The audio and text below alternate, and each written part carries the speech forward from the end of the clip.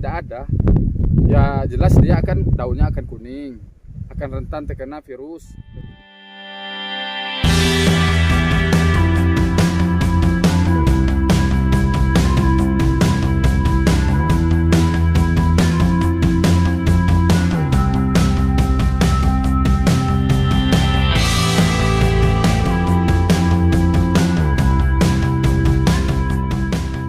Assalamualaikum warahmatullahi wabarakatuh. Ketemu lagi dengan saya Nandang Sutradonil di channelnya Lahan Pintar.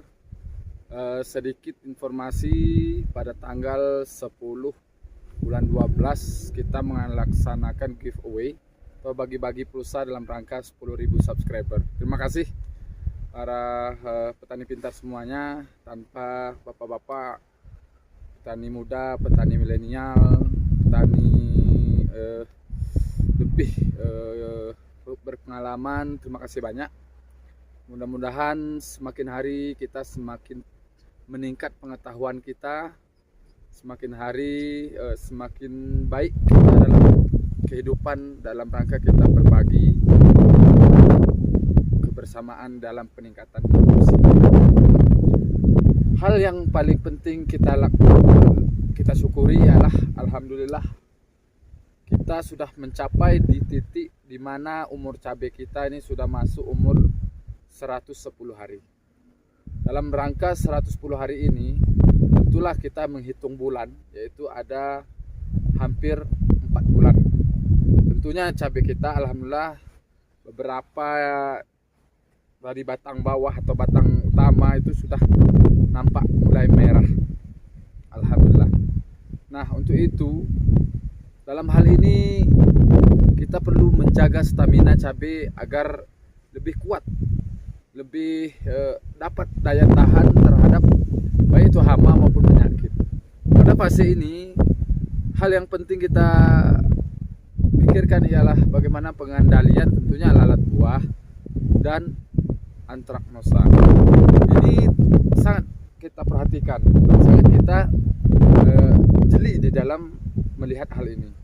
Nah, untuk itu para petani pintar, faktor-faktor yang menyebabkan tanaman kita terserang lalat ialah yang pertama, kita tidak menggunakan insektisida yang tepat, baik itu bahan aktifnya maupun takarannya maupun jenisnya. Nah, untuk itu kita perlu memperhatikan bahan aktif dari insektisida tersebut. Kalau kita lihat di Google ya, Mbah Google ya, itu ada beberapa bahan aktif yang cocok untuk kita lakukan pengendalian lalat buah. Nah, begitu pula dengan fungisida. Fungisida sangat penting agar antraknosa tidak terjadi atau tidak terkena pada cabai kita. Apa itu antraknosa? Ialah busuk buah. Busuk buah ini sering menyerang, yaitu pada ujung dari buah cabai, pada ujung dari buah cabai. Sedangkan lalat buah dia sering di tengah-tengah buah cabai itu sendiri. Itu perbedaannya ya, kalau kita lihat di lapangan. Dan alhamdulillah cabai kita sudah lebih setinggi kita ya, sudah lebih setinggi kita. Sebagaimana kita review kemarin, yaitu alhamdulillah.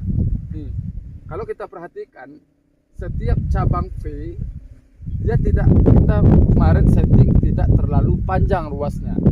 Nah, ini kita harapkan yaitu buahnya pasti akan keluar di setiap cabang V.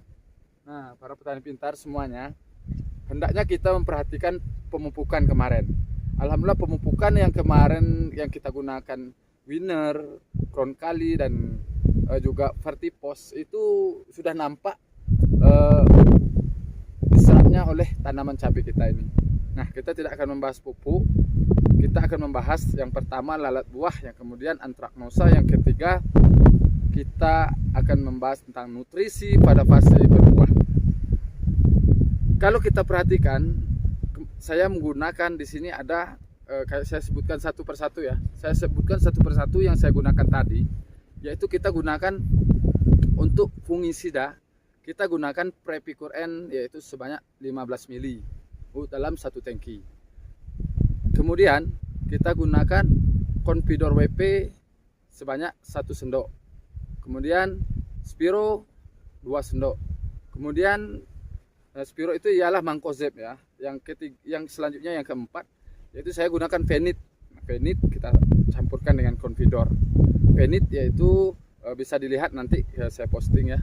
Fenit, kemudian insektisidanya Fenit, kemudian tadi insektisidanya Confidor WP, dan Fenit ini sendiri kita masukkan sebanyak 10 mili. Nah, selanjutnya kita gunakan MKP cair. MKP cair ini karena fosfatnya 55%, ya kita harapkan dia selaku nutrisi lebih cepat untuk membuat buahnya lebih kekar ya. Nah, kita gunakan dari tadi juga ada tandem. Tandem ini dengan bahan aktif azostrobin dan difenoconazole. Kemudian kita gunakan Confidor dengan imidacloropidnya, Fenit. Kemudian itu semua memiliki fungsinya masing-masing. Nah, kembali kita mengamati untuk mengamati tanaman cabai, kita harus lihat dulu gejalanya apa, serangan yang terjadi pada cabai itu apa gitu. Banyak juga pertanyaan untuk masalah cabai keriting. Dari awal itu harus kita lakukan pengendaliannya. Kemarin saya gunakan Movento, juga ada bahan aktif lainnya. Nah, bisa kita lihat cabai kita sudah setinggi ini ya, sudah setinggi lebih ya, lebih setinggi saya. Ini kalau saya semeter 70, kalau cabai ini berarti semeter 75 dia. Nah, ini sepertinya akan terus naik. Nah, bagaimana pengendaliannya jika terus naik? Ya kita perhatikan bahan azostrobin dan difenoconazole atau trifloxystrobin. Itu kita tekan sedikit dia akan naik, kemudian buahnya banyak. Dia naik lagi, tekan sedikit, buahnya akan banyak lagi. Itu yang perlu kita perhatikan. Kalau masalah cabai ini sendiri, hal yang paling urgent yaitu ialah bagaimana kita mengatur memberikan makanan ialah pemupukan. Jangan sampai telat kita berikan pemupukan. Gejala yang bisa ditimbulkan jika telat kita memberikan pupuk, sedangkan dia akan berbuah banyak, sedangkan asupan makanannya tidak ada, ya jelas dia daunnya akan kuning, akan rentan terkena virus ini. Nah, kalau pupuknya belum habis kita langsung berikan makanan lagi, dia akan terus mendapatkan asupan energi. Begitulah juga manusia dengan kita manusia, hal itu sangat penting untuk kita lakukan. Oke, mungkin itu yang bisa kita bahas. Terima kasih atas subscribernya sudah sampai 10.000. Mudah-mudahan bermanfaat selalu. Kita doakan para petani pintar lebih dari ini cabenya ya, lebih dari apa yang kita lakukan dari awal sudah kita bahas, kemudian dari awal sudah kita gambarkan. Silahkan cek video kita satu-satu. Mudah-mudahan ada manfaatnya di setiap video, setiap fasenya itu ada. Karena konten kita hampir bisa dikatakan beberapa bulan ini konten kita hanya di sini, hanya di lahan kita sendiri, lahan milik petani pintar semuanya, lahan untuk belajar. Tapi alhamdulillah dengan kita seperti ini, cabai kita mudah-mudahan mendapatkan harga yang sesuai yang kita harapkan. Mudah-mudahan bermanfaat. Assalamualaikum warahmatullahi wabarakatuh.